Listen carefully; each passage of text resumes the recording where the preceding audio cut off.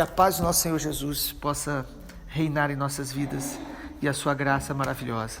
Jonas capítulo 3.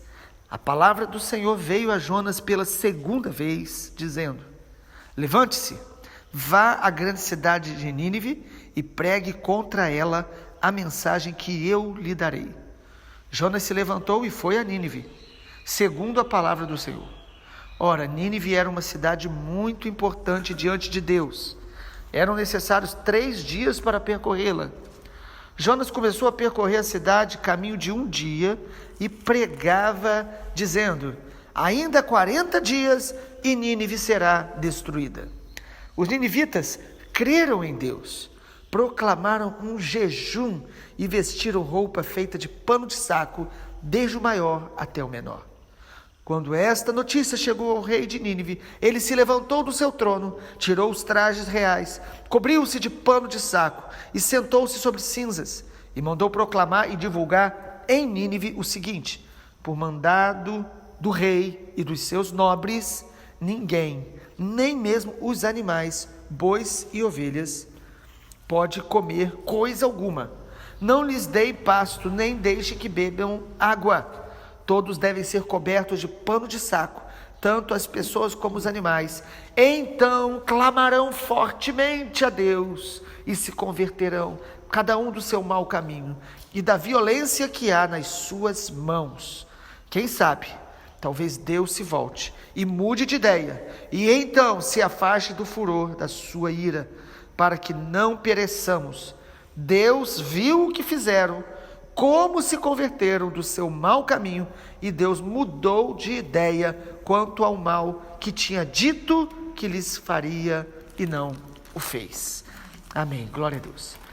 Depois de uma grande provação, depois de uma grande angústia que Jonas passou no capítulo 2, dentro do ventre do peixe, clamando a Deus e Deus o livrando, Jonas decide obedecer a Deus. Capítulo 3 de Jonas é a segunda oportunidade que Deus dá a Jonas. Lembra do capítulo 1? No capítulo 1, Deus falou com Jonas, mas Jonas não foi. Às vezes Deus está falando com a gente e a gente não está obedecendo. Mas no capítulo 3, Deus fala e Jonas está quebrantado, Jonas está arrependido, Jonas percebe a graça e a misericórdia de Deus e ele decide obedecer a Deus e ele vai a Nínive. Sabe, amado, às vezes o que nós estamos precisando como igreja, que conhecemos a palavra de Deus, é obedecer ao Senhor. Às vezes Deus já falou com a gente acerca de algumas coisas, e nós não obedecemos, e Deus continua falando, e está falando novamente: me obedeça, leve a minha palavra, conserte os seus caminhos, volte-se para mim, e Jesus está nos dando uma nova oportunidade. Jonas teve uma segunda oportunidade, e ele obedeceu. E agora ele prega uma palavra muito dura. Hoje em dia nós vivemos um tempo onde as pessoas estão muito sensíveis, as pessoas elas perdem a paciência com muita facilidade, as pessoas estão muito exigentes, as pessoas estão muito se sentindo sempre vítima da sociedade, vítima dos problemas. Mas, amado, às vezes a gente quer ouvir uma palavra de Deus, mas a gente quer uma palavra que de alguma forma nos conforte. E às vezes a palavra que Deus quer nos dar e precisa nos dar, e nós precisamos dela, é uma palavra que nos confronte. Eu sei, a Bíblia diz que a profecia, ela vem para edificar, consolar e exortar. Ou seja, nem sempre a palavra de Deus deve ser dura. O problema nosso é quando a gente só quer ouvir a palavra de Deus que seja de acordo com o nosso próprio ego, nossa própria vontade, vaidade, e aí nós podemos não estar ouvindo o Senhor. Jonas tem uma palavra que Deus falou para ele, versículo 2, Deus disse: vá até a grande cidade de Nínive e pregue contra ela. É uma mensagem contra a vida, o estilo de vida, o comportamento que aquela cidade estava vivenciando. Se você ama o seu filho, você vê que ele está fazendo algo que vai matá-lo, destruí-lo, ou vai fazer mal a outros, você vai dar uma palavra dura para que ele saia daquela situação, para que ele saia daquele comportamento. Você não vai aprovar o que ele está fazendo, porque você ama o seu filho. Então até as palavras duras de Deus são palavras de amor, para nos livrar das consequências dos nossos pecados, dos nossos erros, das nossas atitudes, das nossas ações. Deus fala para Jonas: vá e leve essa mensagem contra Nínive. E aí Jonas vai. A mensagem de Jonas é uma profecia. A gente fala assim: vamos ler o livro do profeta Jonas. A única profecia que tem nesse livro é a profecia que o Jonas dá para a cidade de Nínive. Ele diz o seguinte: se vocês não se arrependerem, na verdade ele nem usa essa palavra, né? No versículo de número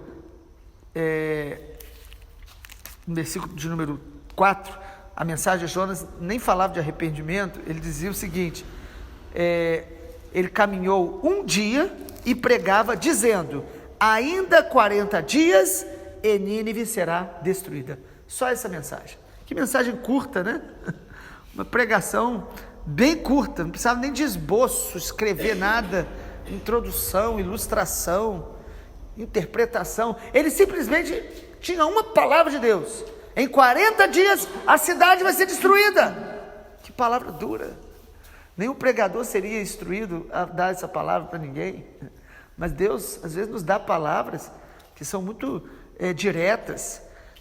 E a palavra não tinha condição, aparentemente falando, porém era uma profecia condicional. Por que Deus disse que ia destruir Nínive? Por causa dos pecados daquela cidade. Os pecados tinham se acumulado. Sabe, amado, todos nós pecamos. A Bíblia diz que aquele que diz que não peca é mentiroso. Mas a Bíblia também fala que há pecados que é para a morte. A Bíblia também fala de pessoas que permanecem no pecado, que alimentam o mal, que cultivam aquilo que desagrada a Deus, e que isso vai se acumulando e vai atraindo a ira de Deus. Foi isso que aconteceu com Nínive, e pode acontecer com qualquer um de nós, com as nossas cidades, com as nossas nações. Pecado acumulado, deliberado, quando as pessoas zombam de Deus, das coisas de Deus. E como que a gente vê isso hoje crescente na sociedade? Nínive chegou a um ponto que Deus só tinha uma palavra para eles: eu vou destruir a cidade. E qual foi a atitude de Nínive? Qual foi a reação de Nínive diante da palavra? Primeiro, a Bíblia diz que eles creram em Deus. É interessante o versículo 5. Os ninivitas creram em Deus. Mas por que não fala que creram na palavra de Deus? Porque, irmãos, crer na palavra é crer em Deus. Crer em Deus, o Deus vivo, o único Deus verdadeiro, é crer na sua palavra. Ou seja, eles creram que aquela palavra que estava vindo era da parte de Deus. Eles perceberam que Deus estava falando com eles. O crer deve ser a primeira atitude de nós, porque nós só vamos nos arrepender se a gente realmente crer que Deus está falando, que Deus vai trazer juízo, que a palavra de Deus vai se cumprir. Porque às vezes nós vivemos como se de alguma forma Deus fosse salvar a todos, Deus fosse tolerante com todos, mas a Bíblia diz, amado, que haverá um dia de juízo final. A Bíblia diz que o salário do pecado é a morte, mas o dom gratuito de Deus é a vida eterna em Cristo Jesus. Então a mensagem era: vocês vão perecer. Os ninivitas, primeira atitude deles, creram. Nós precisamos crer nas palavras de Deus. Segunda atitude deles, eles se uniram para um jejum coletivo. Olha o versículo 5 ainda, diz aí que eles proclamaram um jejum e vestiram roupas de saco. É uma atitude que os judeus, principalmente na antiga aliança, no primeiro testamento, faziam muito, né? Se vestir de roupas de saco, de roupas que simbolizavam humilhação, arrependimento, quebrantamento. Eles tinham várias atitudes, né? Os homens às vezes arrancavam a barba com a mão, de forma mostrando publicamente: nós estamos arrependidos, humilhados, nós estamos assustados. Sabe, a palavra de Deus deve provocar em nós mudanças profundas. Deve tocar nas nossas emoções, nos nossos hábitos, nas nossas prioridades. Nós não podemos ouvir a palavra de Deus apenas como uma informação para o nosso intelecto. Na verdade, amado, até a maneira que a gente para ouvir a palavra de Deus faz muita diferença. Há pessoas que vão ouvir uma mensagem, seja na igreja ou seja em casa, e elas estão confortáveis, ouvindo como se fosse apenas mais uma boa informação, conhecimento. Mas quando você vai ouvir e quer ouvir a palavra de Deus, seu coração precisa estar aberto, sua alma, seu espírito precisam reagir a isso, interagir. Se Deus está falando conosco, nós precisamos arrepender profundamente muitas vezes. Eles jejuaram e fizeram isso de forma coletiva. Não foi uma coisa que um lá falou assim: olha, eu creio, eu vou para casa agora orar, jejuar. Amado, houve um quebrantamento coletivo. Que coisa maravilhosa. É a graça de Deus em operação. É Deus mostrando que o plano dele não era só salvar Israel. Aqui está falando dos ninivitas, povo violento, conhecido por toda uma malignidade dos impérios do Antigo Testamento, o mais violento, o mais terrorista, o mais cruel com aqueles que eles venciam. De repente eles ouvem a palavra e se arrependem, e clamam em jejum, em humilhação. Mas por que a gente precisa jejuar? Eu já falei isso, e de vez em quando eu lembro. Eu só te dou uma razão para você jejuar.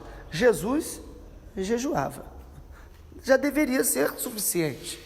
Os apóstolos jejuavam. E estou falando do Novo Testamento porque alguns equivocadamente acham que isso é algo do Antigo Testamento. Mesmo se fosse, toda a Bíblia é palavra de Deus. Mas Deus precisa do meu jejum? Não, querido, Deus não precisa do seu jejum, mas você precisa, eu preciso. O jejum é uma manifestação de humilhação, é uma maneira da gente estar abatendo a nossa carne, natureza pecaminosa. Carne não é o corpo, mas é a natureza pecaminosa, porque os desejos, apetites pela comida é algo lícito, mas você, de alguma maneira, você se abstém daquilo que te dá prazer, para poder se concentrar mais em orar, em ler a palavra, você dedicar um pouco mais de tempo para se concentrar em Deus. O jejum e a oração, elas são elementos fortes nessa atitude de arrependimento, de buscar ouvir Deus. Então, primeiro a gente vê, eles creram em Deus, depois eles se uniram em jejum, em arrependimento, humilhação. Terceiro, o texto mostra que os governantes se humilharam diante de Deus. E aí é algo maravilhoso. Olha aí comigo o versículo 6, porque até aqui fala que a cidade começou um movimento de arrependimento, e no versículo 7 diz que o rei, no versículo 6 fala que quando a notícia chegou ao rei, ele se levanta do trono, se cobre de pano de saco também, e senta-se sobre cinzas, e manda proclamar e divulgar em Nínive, por mandato do rei, que todos os nobres, ninguém, nem os animais, bois e ovelhas, vão comer coisa alguma. Não lhe dê pasto, nem deixe que bebam água. Eles fizeram um jejum total, 24 horas. Às vezes nós queremos que Deus traga mudança na nossa vida, que Deus fale com a gente quer realmente ouvir Deus, mas a gente não está disposto. Há um esforço maior. A gente fica, mas eu não estou com vontade, eu vou sentir fome. Mas amado, quando o nosso coração crê e deseja por Deus, quando a nossa fome por Deus é maior do que o nosso desejo pelas coisas naturais, amado, nós vamos buscar Deus de todo o coração, com toda a alma. Então os governantes aqui se humilham. É muito importante isso, né? Na família, os pais serem os primeiros a se arrependerem, né? O marido, na igreja, os líderes, pastores, a gente está se voltando para Deus, se humilhando primeiro. É muito importante isso. Às vezes, né, até mesmo numa empresa, sabe, as pessoas perceberem, peraí, nós precisamos de mudanças, né, no bairro, numa cidade. Como é bom quando os líderes se arrependem. É impressionante hoje que nós temos muitos governantes com discursos tão enganosos, falaciosos, mentirosos, que eles nunca admitem algum erro. E quando um governante admite algum erro, as pessoas ainda criticam ele por isso. Que Deus traga arrependimento ao nosso presidente, aos nossos deputados, aos nossos vereadores, que eles percebam quando eles se equivocam, que erram, e que eles tenham o temor de Deus em cada atitude deles. Essa deve ser a nossa oração, e nós que estamos ouvindo essa palavra, precisamos aprender com os ninivitas a nos humilhar, e os governantes aqui se humilharam. E em último lugar, eles clamam e eles decidem mudar. No versículo 8, é interessante, porque a direção que houve foi essa, ó. Então clamaram fortemente a Deus, e se converterão. cada um do seu mau caminho e da violência que há nas suas mãos. Na verdade, essa foi a direção que o rei deu. Ele disse: vocês clamarão e vocês se converterão do seu mau caminho. Há uma direção aqui para orar. Às vezes a gente pensa assim: eu só vou orar se Deus tocar no meu coração. Amado, você pode orar porque você está ouvindo a palavra de Deus. Você pode orar porque tem a sua igreja, a sua congregação está tendo uma convocação para orar. Aqui eles já começaram a se arrepender, mas agora vem uma direção do rei dizendo: vocês se converterão, vocês buscarão. E todos buscando, todos jejuando. Imagina, até os animais ficaram sem comida 24 horas. Para uma mentalidade humanista, secular, que hoje a maioria tem. Que coisa dura. Duro é o pecado.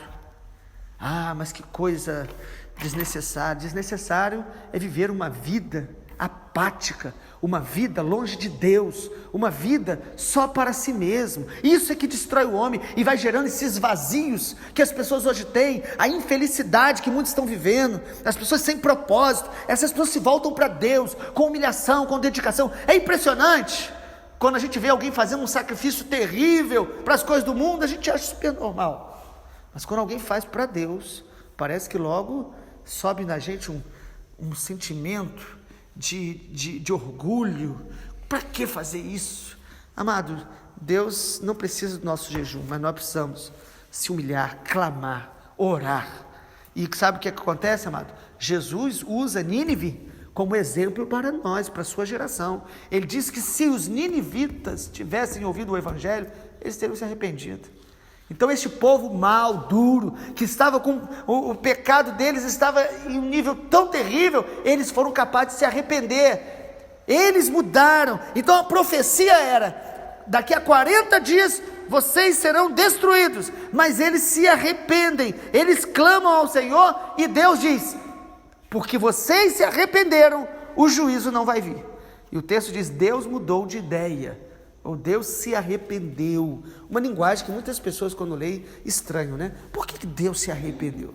Não é no sentido que Deus fez algo errado, mas é no sentido que o povo se arrependeu, mudou a sua atitude. Então Deus não trouxe o juízo que ele traria por causa do pecado. Ou seja, quem mudou foi o povo. Quem mudou foi o homem. E quando o homem se arrepende, Deus é misericordioso, Deus é gracioso, Deus é perdoador. Deus não trouxe juízo porque houve arrependimento. A nossa oração por nós, pela nossa família, pela nossa cidade, deve ser por um coração que se arrepende do mal, que se arrepende não só de quando faz algo grave, mas se arrepende de viver longe de Jesus. Se arrepende de não amar a Deus intensamente, se arrepende de não obedecer direções, a palavra de Deus, a vontade de Deus. Nós devemos arrepender, amado, constantemente.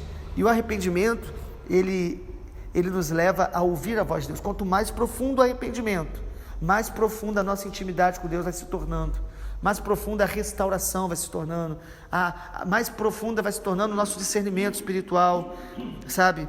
Nós precisamos aprender com esse arrependimento coletivo, que Deus traga esse arrependimento coletivo em nossas cidades, no nosso país, no Brasil, traga em algumas nações, como nós temos visto, tantas nações longe de Deus, mas que a graça de Deus possa alcançar a muitos. A Bíblia diz que no final dos tempos, lá em Apocalipse, diante do juízo de Deus, diante das calamidades, diante das coisas ruins que vão acontecer no final dos tempos, a Bíblia diz que os homens vão ficar mais irados, vão pedir a morte, e vão blasfemar contra Deus, e não vão se arrepender. Sabe, amado, às vezes nós estamos vendo que o nosso coração está ficando vazio, que a nossa vida está perdendo sentido, mas nós não queremos nos arrepender. Por quê? Porque o orgulho é o maior inimigo do arrependimento. O orgulho vai endurecendo mais o coração. Há pessoas que quanto mais juízo, mais coisas ruins elas veem, elas vão endurecendo. Há outros que vão percebendo: eu preciso de Deus, eu dependo da graça de Deus, a misericórdia de Deus é a causa de não sermos consumidos, e se voltam para Ele, que é rico em perdoar, que é maravilhoso. Que Deus possa nos dar graça e a gente possa ser sensível. É interessante que o texto fala dos animais, amanhã a gente vai ver também no capítulo 4, que Deus fala que Ele queria salvar aquela cidade por causa dos homens, mas que Deus também tinha zelo pelos animais. Como é triste, né? A gente vê nessa semana as praias do Nordeste toda contaminada e não sabemos o fato que está por trás de tudo isso, mas como que tem gente que ainda é insensível a tanta destruição de homens, de vidas, tantas pessoas abortando, tantas pessoas matando, a criação de Deus sendo contaminada, e alguns permanecem tão duros, tão insensíveis. Nós devemos estar orando mais, chorando mais e sendo mais sensíveis à voz de Deus. Vamos orar? Pai, obrigado. A Tua palavra nos instrui, nos corrige, a Tua palavra nos consola, nos alegra, mas Pai, nós oramos para que todos os dias nós possamos estar sensíveis à Tua voz. Pai, nós oramos para que quando o Senhor tiver uma palavra contra nós, contra atitudes nossas, nós possamos estar sensíveis, para que o Senhor nos cure, nos limpe, nos livre do mal, das consequências do pecado, e sobretudo nos livre da apostasia, do afastamento, da intimidade do Senhor. Espírito Santo, nos dê um coração que se arrepende rápido, que obedece a Tua voz, sem procrastinar, sem demorar. Espírito Santo, nos ajuda a todos os dias dizer: eis-me aqui, envia-me a mim. E quando perceber áreas da nossa alma que estão sendo contaminadas, seja pela amargura, pelo orgulho, pela vaidade, seja qual for o sentimento, que o Senhor esteja nos limpando, nos convencendo do pecado. Desperta-nos a jejuar, a orar, a nos santificar todos os dias, para a glória e honra do Teu nome, para que possamos ter intimidade com o Senhor, para que o Teu nome, Jesus, seja glorificado em nós e através de nós. Nós Te pedimos assim no nome do Senhor. Amém, Jesus. Glória